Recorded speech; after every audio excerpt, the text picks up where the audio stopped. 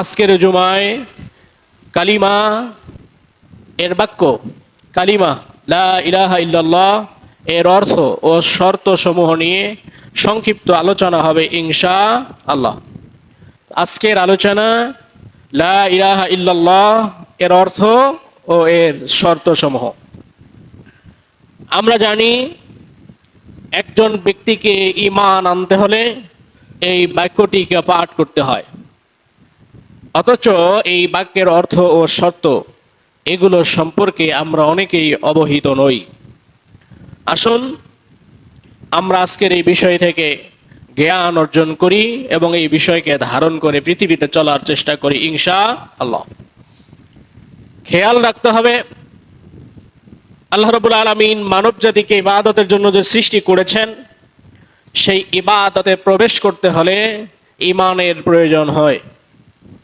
আর এই ঈমানে প্রবেশ করতে হলে, ঈমান আনয়ন করতে হলে লা ইলাহা ইল্লাল্লাহু মুহাম্মাদুর রাসূলুল্লাহ এই বাক্যটি পাঠ করতে হয় এবং মনে প্রাণে বুঝে নিতে হয়।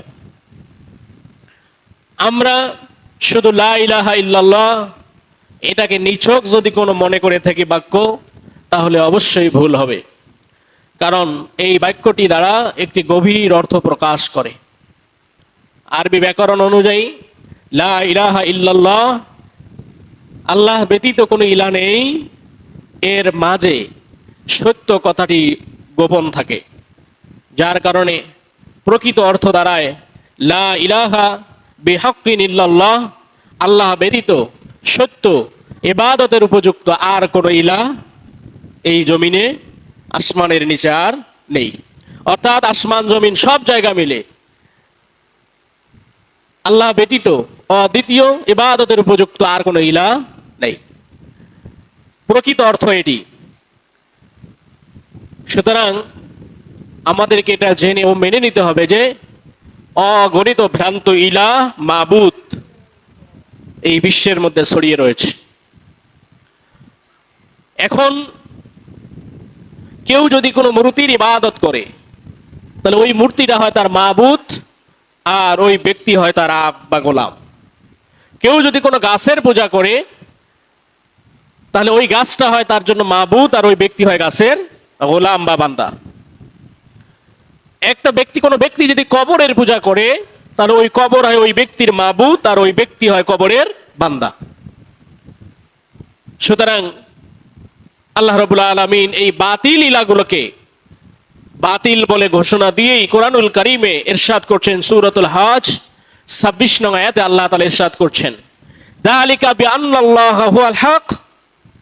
আল্লাহ তাআলা বলছেন এটা এজন্য যে নিশ্চয়ই আল্লাহই হলেন প্রকৃত সত্য, আল্লাহই প্রকৃত সত্য ইলাহ, ওয়া আন্নামা ইয়াদউনা মিন দুনিহি হুয়াল বাতিল, এবং ওরা তথা যারা আল্লাহকে বাদ দিয়ে পৃথিবীর জমিনের যে যার ইবাদত করে, গোলামি করে না কেন, আল্লাহ বলছেন ওরা তার পরিবর্তে যাকে ডাকে এরা সব ভ্রান্ত এবং অসত্য। সুতরাং লা ইলাহা বিহাক্কিন ইল্লাল্লাহ, আল্লাহ ছাড়া ব্যতীত ইবাদতের উপযুক্ত সত্য আর কোনো ইলাহ নেই। এখন আমরা যেটা মনে করে থাকি, অনেকেই মনে করে থাকে, অনেকেই পৃথিবীতে মনে করে থাকে আল্লাহর কাছে পৌঁছাতে হলে এগুলো মাধ্যমের প্রয়োজন আছে, এগুলোই মানুষকে আল্লাহর কাছাকাছি পৌঁছে দেয়। এটা একেবারে শিরক। এই শিরকের কারণে ঈমান নষ্ট হয়ে যায়, জোরে বলি নাউজুবিল্লাহ। এখন এই কালিমা নিছক কোনো কালিমা নয়, এই বাণী নিছক কোনো বাণী নয়, এটা একটি গুরুত্বপূর্ণ এবং তাৎপর্যপূর্ণ বাণী। এই কালিমার গুরুত্ব অপরিসীম। এর উদ্দেশ্য লক্ষ্য বাস্তবায়নের জন্য আল্লাহ রাব্বুল আলামিন পৃথিবীতে মানব জাতিকে সৃষ্টি করেছেন। সেটা কি? আল্লাহ তাআলা ইরশাদ করছেন, ওয়ামা খালাকতুল জিন্না ওয়াল ইনসা ইল্লা লিয়াবুদুন। এই কারণে জিন এবং ইনসানকে সৃষ্টি করা হয়েছে যে তারা সব ভ্রান্ত ইলাকে বাদ দিয়ে কেবলমাত্র শুধুমাত্র একমাত্র প্রকৃত ইলাহ যিনি রয়েছেন আল্লাহ সুবহানাহু ওয়া তাআলা তারই মাত্র গোলামি করবে। সুবহানাল্লাহ বলেন। তিনি সকল প্রকার শিরক থেকে মুক্ত। এই জন্য একমাত্র ইবাদত এবং গোলামি হবে আল্লাহ সুবহানাহু ওয়া তাআলা। তিনি যেহেতু ইলাহ, সুতরাং গোলামি তারই হবে, আর কারো গোলামি হবে না। আর এই যে ইবাদত গোলামি হবে, ইবাদত হবে বা গোলামি হবে, এই গোলামি শুরু করতে হয় তাওহীদের বাণী দিয়ে। সেই তাওহীদের বাণীটি এবং রিসালাতের বাণীটি মুখে স্বীকৃতি না দিলে পরে ঈমান, সেটি আমরা পড়ে থাকি লা ইলাহা ইল্লাল্লাহু মুহাম্মাদুর রাসূলুল্লাহ সাল্লাল্লাহু আলাইহি সাল্লাম। এই সাক্ষ্যদানের মাধ্যমেই ঈমান আনায়ন হয়, ইবাদতের সূচনা হয়। এ কারণেই ঈমান গ্রহণের জন্য এই কালিমাকে বাছাই করা হয়েছে। এই পৃথিবী সৃষ্টি থেকে বিশ্বনবী জনাবে মুহাম্মদ রাসূলুল্লাহ সাল্লাল্লাহু আলাইহি সাল্লাম পর্যন্ত যত নবী এবং রাসূল পৃথিবীতে এসেছেন, সকলের এই দাওয়াত, মিশন, ভিশন সব এক ও অভিন্ন। একজনের আলাদা আরেকজনের আলাদা এরকম কিছু ছিল না, সবার এক এবং অভিন্ন ছিল। এজন্যই তারা প্রত্যেকেই প্রত্যেকের কওমকে লা ইলাহা ইল্লাল্লাহ এই কালিমার প্রতি, এই বাক্যের প্রতি দাওয়াত দিয়েছে। আল্লাহ তাআলা নিজেই কোরআনুল কারীমের ইরশাদ করছেন সূরাতুন নাহাল 36 নং আয়াতে আল্লাহ তাআলা বলছেন, ওয়ালাকাদ বা'আসনা ফি কুল্লি উম্মাতির রাসূলা আন ইবুদুল্লাহা ওয়াজতানিবুত তাগুত। আল্লাহ তাআলা বলছেন, আমি প্রত্যেক জাতির নিকট রাসূল প্রেরণ করেছি এই মর্মে যে তোমরা একমাত্র আল্লাহর ইবাদত করো এবং তাগুতকে পরিহার করো। তাহলে গোলামি হবে কার? ঈমান হবে আল্লাহর প্রতি এবং কাজ হবে আল্লাহর জন্য, দাসত্ব হবে আল্লাহর, গোলামি হবে আল্লাহর, ইবাদত হবে আল্লাহর। রাসূলুল্লাহ সাল্লাল্লাহু আলাইহি সাল্লাম সর্বপ্রথম মক্কার মুশরিকদেরকে এই কালিমারই দাওয়াত দিয়েছেন। তিনি বলেছেন, যেটা সহিহ ইবনে হিব্বানে এসেছে, ইয়া আইয়ুহান নাস, হে মানব সকল, কুলু লা ইলাহা ইল্লাল্লাহ, তোমরা বলো আল্লাহ ব্যতীত প্রকৃত আর কোনো ইলাহ নেই, তুফলিহুন, তাহলে তোমরা সফল কাম হয়ে যাবে। সুবহানাল্লাহ বলে। তাহলে যেই এই বাণী মেনে নিয়েছে সেই দুনিয়াও সফল কাম, আখেরাতেও সফল কাম। আর যারা এই বাণীর সাথে প্রতারণা করেছে, দুনিয়ার জমি সে নিগৃহীত, আর আখেরাতের জমিনে কঠিন শাস্তিতে তাকে নিবেদিত হতে হবে। জোরে বলি নাউজুবিল্লাহ। এই কালিমাই জান্নাতে প্রবেশের চাবিকাঠি। কেউ যদি জান্নাতে প্রবেশ করতে চায়, তাকে এই কালিমার স্বীকৃতি দিতে হবে এবং এই কালিমাকে বাস্তবায়ন করতে হবে। মুখে শুধু স্বীকৃতি দিলে হবে না, কাজেও বাস্তবায়ন করতে হবে। আল্লাহ রাসূল সাল্লাল্লাহু আলাইহি সাল্লাম ইরশাদ করেছেন, মান কানা আখিরা কালামিহি লা ইলাহা ইল্লাল্লাহ দাখালাল জান্নাহ। যার শেষ কথা হবে আল্লাহ ব্যতীত প্রকৃত আর কোনো ইলাহ নেই, সে জান্নাতে প্রবেশ করবে। জোরে বলি সুবহানাল্লাহ। তাহলে শেষ বাণী হতে হবে লা ইলাহা ইল্লাল্লাহ। আল্লাহ রাসূল বলেন দাখালাল জান্নাহ, তাহলে সে জান্নাতে প্রবেশ করবে। এই জন্য এই কালিমা মুমিন এবং কাফির যারা রয়েছে এদের মাঝে পার্থক্য করে, এবং এই কালিমায় একজন মুমিনের জন্য সম্মানের মানদণ্ড। যিনি এই কালিমাকে মনে প্রাণে গ্রহণ করেছেন তারই কেবল সম্মান পৃথিবীতে এবং আল্লাহর কাছে রয়েছে। আর যিনি এই কালিমাকে প্রত্যাখ্যান করেছেন বা এই কালিমার সাথে দ্বিমুখী নীতি অবলম্বন করেছেন, তার কোনো সম্মান এই দুনিয়াও নাই, আখিরাতে ইন্নাল মুনাফিকিনা ফিদ দারকিল আসফালি মিনান নার। জোরে বলি নাউজুবিল্লাহ। সেটা আল্লাহ তাআলা নিজেই ইরশাদ করছেন সূরাতুল মুনাফিকুন ৮ নং আয়াতে আল্লাহ তাআলা আংশিক বলছেন, ওয়ালিল্লাহিল ইজ্জাতু ওয়া লিরাসূলিহি ওয়া লিল মুমিনিন। সম্মান কেবলমাত্র আল্লাহ তাআলার জন্য, তার রাসূলের, এবং যারা আল্লাহ এবং রাসূলের প্রতি ঈমান এনেছে, ঈমানের উপর অবিচল থেকেছে, তাদেরই কেবল সম্মান রয়েছে। ওয়ালাকিন্নাল মুনাফিকিনা লা ইয়ালামুন। কিন্তু মুনাফিকরা এ সম্পর্কে অবগত নয়, এরা কিছুই জানে না এই ব্যাপারে। তারা বলে সবাই আমাকে সম্মান করে, মর্যাদা দেয়, কিন্তু আল্লাহ বলছেন ওয়ালাকিন্নাল মুনাফিকিনা লা ইয়ালামুন। এই সম্মানের ব্যাপারে মুনাফিকরা জানেই না যে আসলে সম্মান কার। মূলত সম্মান আল্লাহ, তার রাসূল এবং যারা আল্লাহ এবং রাসূলের প্রতি ঈমান এনেছে তাদের জন্য। মুআজ্জাজ হাজিরিন, অপরদিকে এই কালিমা গ্রহণ না করার ব্যাপারে যারা কাফির, তাদের ব্যাপারে আল্লাহ তাআলা ইরশাদ করছেন যে এরা পৃথিবীর জমিনের সবচেয়ে নিকৃষ্ট প্রাণী। জোরে বলি নাউজুবিল্লাহ। তাহলে যারা কালিমা গ্রহণ করেনি, কুফর করেছে, আল্লাহর নিকটে তারা সবচেয়ে নিকৃষ্ট প্রাণী। আমরা কি কেউ এই নিকৃষ্ট প্রাণী হতে চাই? আল্লাহ তাআলা ইরশাদ করছেন, ইন্না শাররা দাওয়াবি ইনদাল্লাহিল্লাযীনা কাফারু ফাহুম লা ইউমিনুন।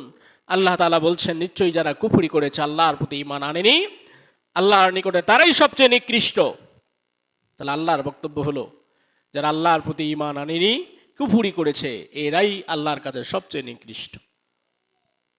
সুতরাং আমাদের দায়িত্ব হলো আল্লাহ সুবহানাহু ওয়া তাআলা এবং তদি রসুল বিশ্বনবী জনাবে মুহাম্মদ রাসূলুল্লাহ সাল্লাল্লাহু আলাইহি সাল্লাম তার উপরে ঈমান এনে এই ঈমানের উপরে অবিচল থেকে এই পৃথিবীতে ঈমানের দাবি অনুযায়ী পথ চলা। আল্লাহ তাআলা আমাদের কবুল করুক বলে আমিন।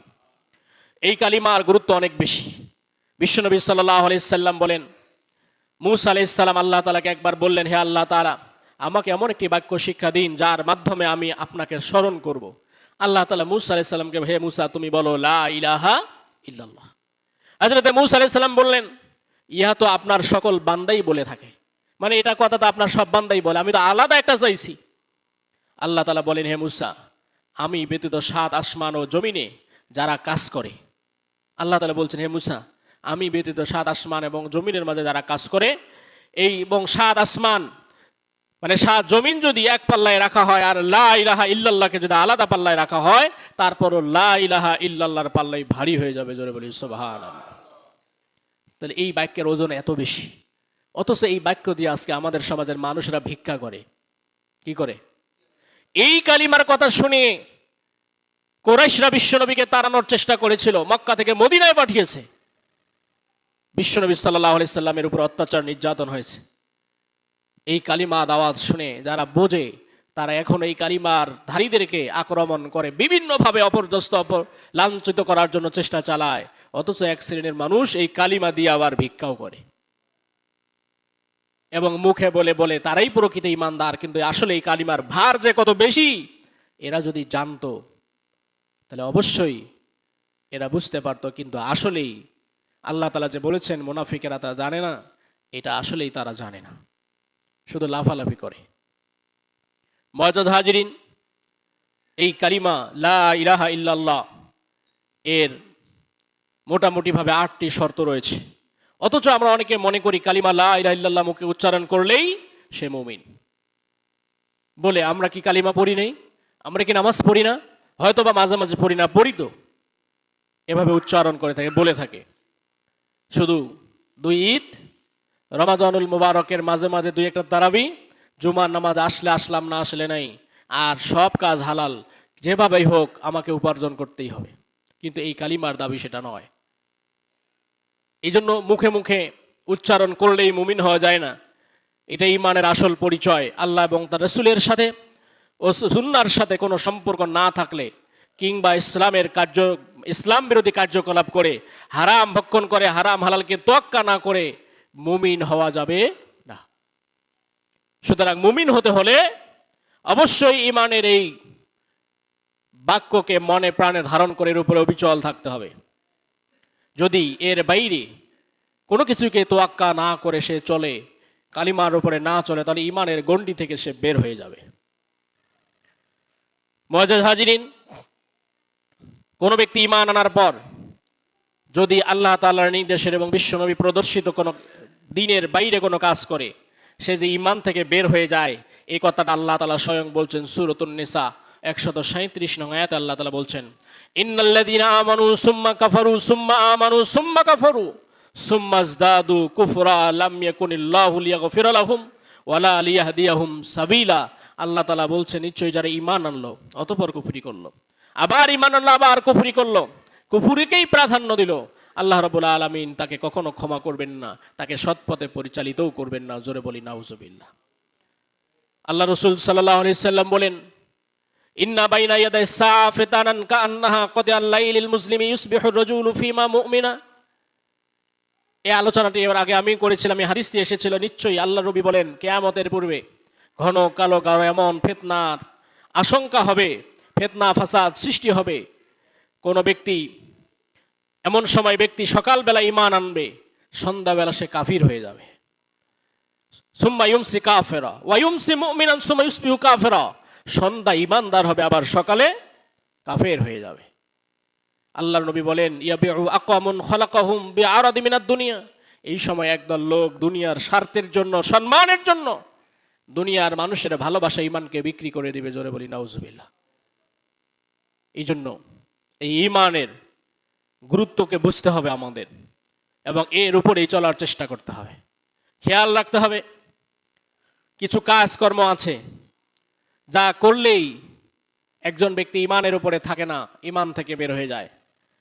দেখি আমরা বিশ্বনবীর সময়ে আল্লাহর নবীর পিছনে এক ব্যক্তি দাঁড়িয়ে দাঁড়িয়ে নামাজ পড়েছেন। আল্লাহর নবী কোনো কথা বলতে চাইলে দাঁড়িয়ে তিনি আগে বিশ্বনবী সাল্লাল্লাহু আলাইহি ওয়াসাল্লাম যে বক্তব্য দেবেন এর ব্যাপারে কথা বলেছেন, যে এখন আপনাদের সামনে কথা বলবেন বিশ্বনবী সাল্লাল্লাহু আলাইহি ওয়াসাল্লাম। এই আব্দুল্লাহ ইবনে উবাই ইবনে সলুল, তার নাম ছিল আব্দুল্লাহ। সে আল্লাহর নবীর সামনে কালেমার ঘোষণাও দিয়েছে, সালাত আদায় করেছে, এবং সে মসজিদে নববীতে দাঁড়িয়ে একটা বক্তব্যও দিয়েছে। এই বক্তব্যে সে বলেছে, হে মানব সমাজ, ইনি তোমাদের মাঝে রয়েছে আল্লাহ রসুল। এইভাবে বক্তব্য দিয়েছে। আল্লাহ তাআলা তার মাধ্যমে তোমাদেরকে সম্মানিত করেছেন, মর্যাদা দান করেছেন, অতএব তোমরা তাকে সাহায্য করো এবং শক্তি যোগাও। এই বক্তব্য তিনি আল্লাহ রসুলের পক্ষে দিয়েছেন। কিন্তু যুদ্ধের ময়দান থেকে আবার সঙ্গী সাথীদেরকে নিয়ে এসেছেন যাতে বিশ্বনবী যুদ্ধের ময়দানে মারা যায়। জোরে বলি নাউজুবিল্লাহ। তাহলে এই ঈমান এনে ভিতরে মুনাফিকি গোপন রেখে, কপটতা রেখে ঈমান আনলে ঈমানদার হওয়া যায় না। এই জন্য আমাদের ঈমানটা হতে হবে মজবুত, যে ঈমান অনেক কিছু থাকলে পরেও নষ্ট হয়ে যাবে না। মুআজ্জাজ হাজিরিন, এই আব্দুল্লাহ ইবনে উবাই ইবনে সলুল বিশ্বনবী সাল্লাল্লাহু আলাইহি সাল্লামের সাথেই ছিল, কিন্তু ভিতরে ভিতরে দুশমনি করেছে। সে ছিল মদিনার অধিবাসী। আল্লাহ রাব্বুল আলামিন তাদের সম্পর্কে কোরআনে সূরাও দিয়েছেন, সূরাতুল মুনাফিকুন এর 1 নং আয়াত আল্লাহ তাআলা বলছেন, ইজা জাআকাল মুনাফিকুনা ক্বালু নাশহাদু ইন্নাকা লারাসূলুল্লাহ। আল্লাহ তাআলা বলছে, হে নবী, মুনাফিকরা যখন আপনার নিকট আসে তারা বলে আমরা সাক্ষ্য দিচ্ছি নিশ্চয়ই আপনি আল্লাহর রাসূল। মুনাফিকরা আপনার সামনে সেই কথা বলে। তবে ওয়াল্লাহু ইয়ালামু ইন্নাকা লারাসূলু, আল্লাহ তো জানেনই যে আপনি আল্লাহর রাসূল। ওয়াল্লাহু ইয়াশহাদু ইন্নাল মুনাফিকিনা লাকাযিবুন, তবে আল্লাহ নিজেই সাক্ষ্য দিচ্ছেন মুনাফিকরা মিথ্যাবাদী। জোরে বলি নাউজুবিল্লাহ। সুতরাং লোক দেখানো ঈমান এনে সামনে জি হুজুর বলে ঈমানদার হওয়া যায় না, ভিতরে ঈমানের শর্তগুলোও মজবুত রাখতে হয়। এদের সম্পর্কে আল্লাহ তাআলা আরো বলেন, ওই একই সূরা 3 নং আয়াত,